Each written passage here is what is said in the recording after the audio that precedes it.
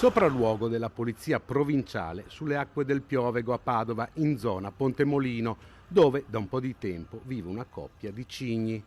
Nelle ultime settimane gli animali hanno depositato le uova, ma sembra che qualcuno abbia spostato il nido.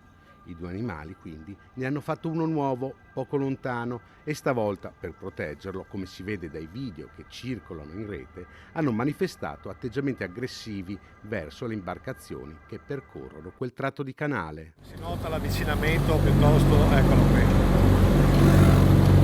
Nel fine settimana però si terrà una manifestazione canoistica lungo i canali cittadini.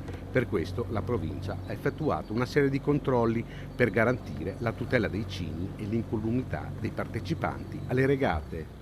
Giustamente i due cigni stanno proteggendo il nido con comportamenti talvolta aggressivi con chi transita in canoa o con piccole imbarcazioni in quel tratto del Piovego, ha dichiarato il vicepresidente della provincia Vincenzo Gottardo, che continua: assicureremo tranquillità e una vita serena a quei cigni, esemplari candidi e belli di questa parte di città altrettanto bella.